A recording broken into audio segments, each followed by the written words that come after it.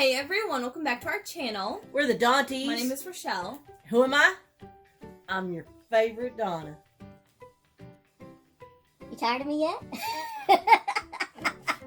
And today we're going to be discussing what we have discovered in the month of March on Disney Plus and what we're looking forward coming out in April.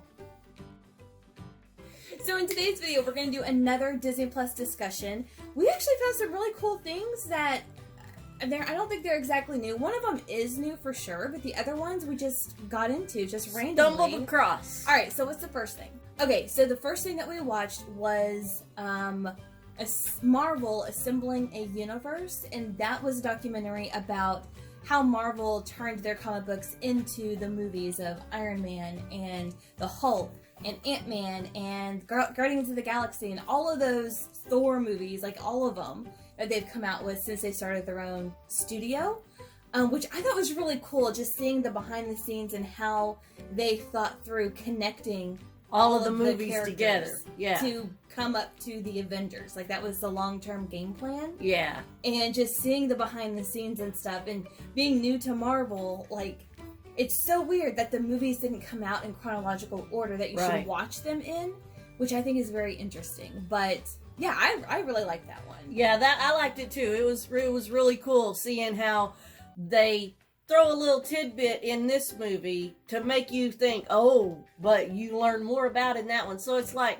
we're going to get you interested here, so you watch this one, you know. Yeah, it was very much connected. I mean, if you have seen the movies, you know that the other superheroes pop up in not their own movies, but in someone else's movies, and just how they tie together. It's just a really cool, really fun documentary that I would definitely recommend. It was good. It was good. Now, one that I kind of picked out, I think I picked this one out. Which one? Titanic. Ooh, so this was a documentary, I think it was called like 20 Years Later with James Cameron. And this one was so really good. Cool.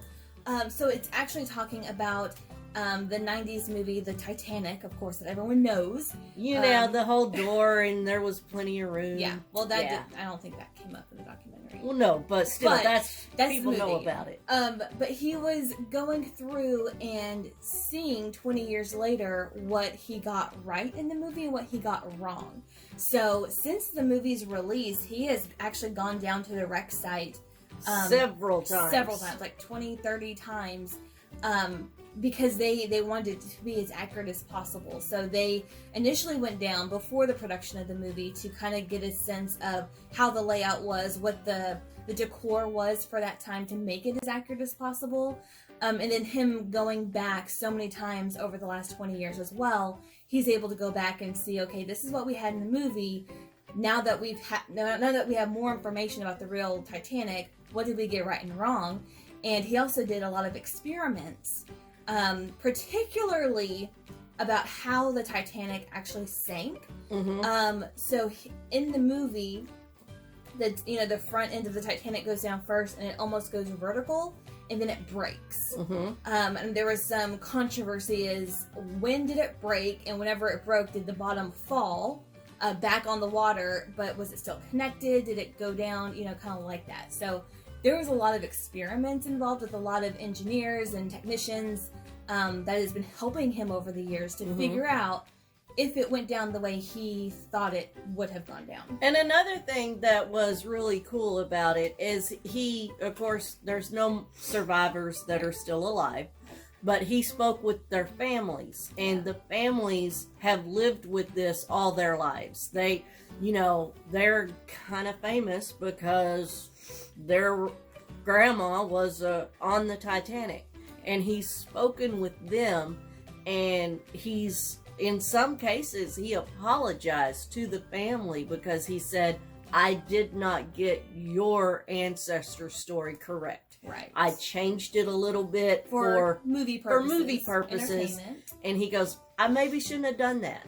And it was very interesting. It was very interesting. And the surviving family members of those who were related to those who died in the Titanic were a part of the documentary towards the end, and got their take on it, and they got to expand more about the history of their family members that were on the boat.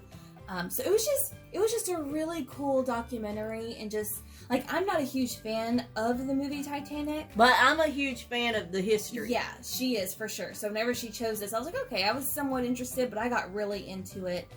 Just seeing more of the behind the scenes and actually seeing footage of the wreckage at the bottom of the ocean, I thought was really, really cool. Yeah, it was cool. And next, Marvel 75 Years from Pulp to Pop. This was a lot like the Waking Sleeping Beauty thing that we watched. Yes, so this was another Marvel documentary, really talking about the company and how it started back when, in the 30s, 20s or 30s. Yeah. All of the history that the company went through leading up to them creating their own studios to put out their own movies. And like in the 40s and 50s, when people thought comic books were bad and parents were like, no, can't have my kid watching a comic book. Kind of like I remember when I was a teenager, they were going off about music and how, no, we can't have them listening to that music. Yeah. And it's interesting how every generation there's something that they go nuts about. Yeah. And it's not that big a deal, y'all. No. But in the case of Marvel, like, they kind of adjusted to the times that they were living through. And it was just another really interesting behind the scenes about the company itself, and not just the comics or just the movies. It was the whole history of the company, which was super cool, super fun to learn about, and just to see how it grew. And we kind of been on a Marvel kick for the month of March. But we haven't seen any additional Marvel movies. We still have to go watch a few, but yeah. But we've been really on a Marvel kick, though, because we also started watching the Marvel Hero Project, and that's a original on the Disney Plus. And man, this thing is amazing. Wow. So it's an original series. We actually watched and finished all 20 episodes in a day and a half.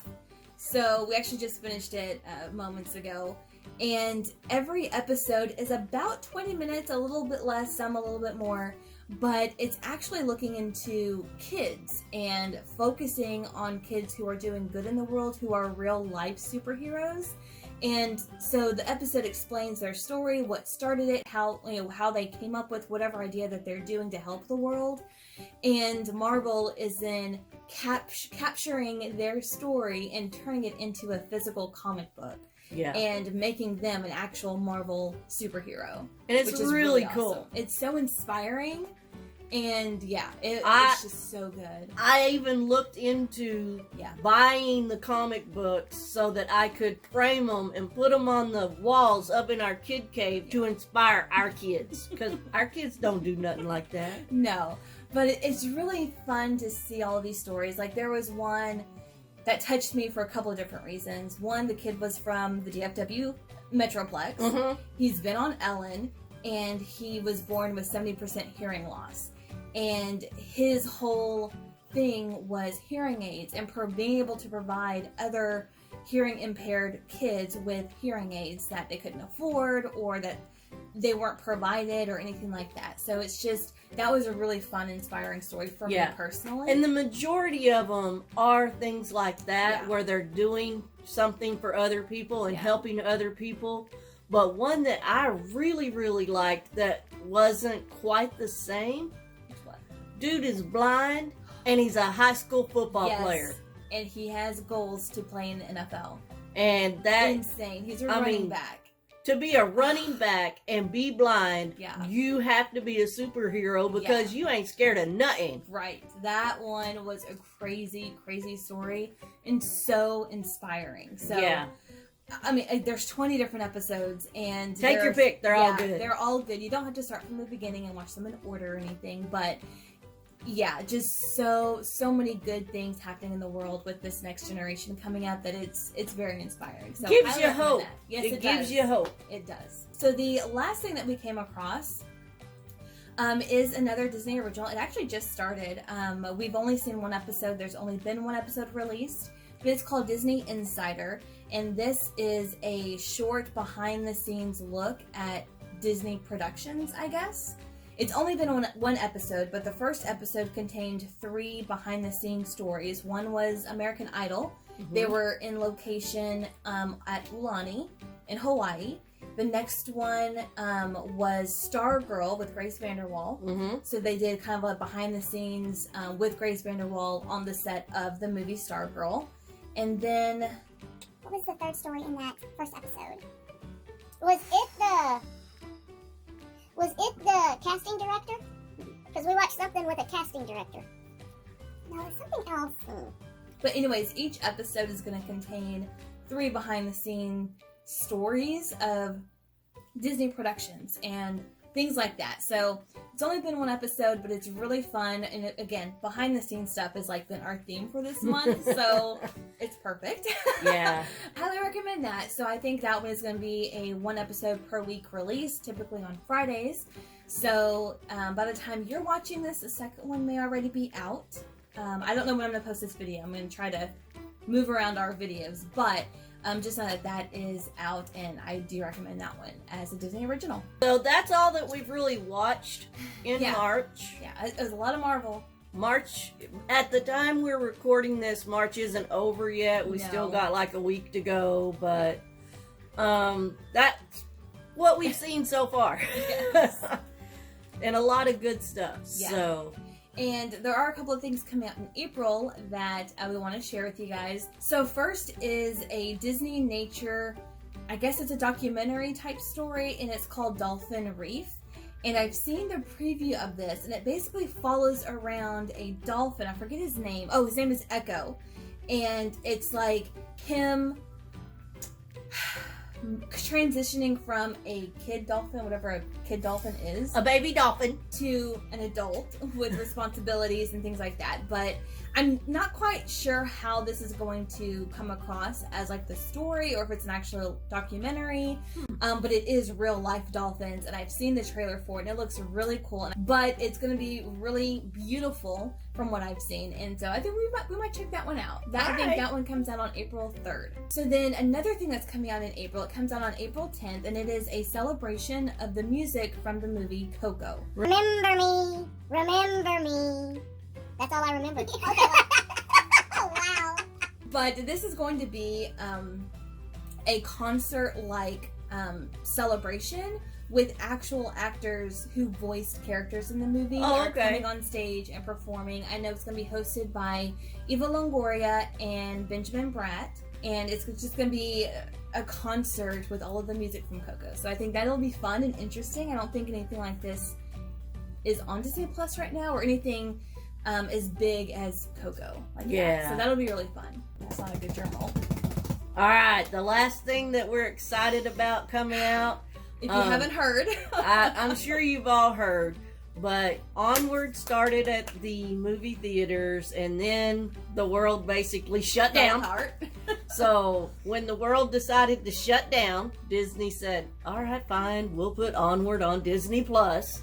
So April 3rd, Onward is going to Disney Plus. Yeah, and I'm excited because I've seen a lot of reviews on it, and I've read a lot of just journalists' opinion on the movie, and I'm excited. I've seen the trailer. I thought it was funny. Reminded me of Weekend at Bernie's. Yeah, and that's actually what the Game Boys referenced in their video review of it. So that's kind of what I'm anticipating. So I think it's gonna be really fun and really colorful. So yeah, that is coming out on April 3rd. So I'm sure everyone knows this by now, but yes, look forward to watching that as well. All right, so what do you think of the things that we watched in March? Have you seen any of them? Have you seen that Marvel Hero Project? Yes. Have you seen it? It's really cool. If you haven't seen it, check it out. Watch at least 1 or 2 and see what you think. And definitely let us know if you have any other recommendations. I know a lot of people are stuck at home, and we're turning to Disney Plus and all the other digital platforms of watching shows and movies and things. But well, I'm not stuck at home. I'm still going to work every day. I am stuck at home, but I am working from home. So definitely let us know if you have any other recommendations. We do have a running list of things that we do want to watch, including some of your recommendations already, and some of the Marvel movies we kind of skipped / didn't watch. So let us know if you have anything else you recommend, and that's all we have to share with you guys today. So thank you so much for watching, and we will see you in our next video. Bye.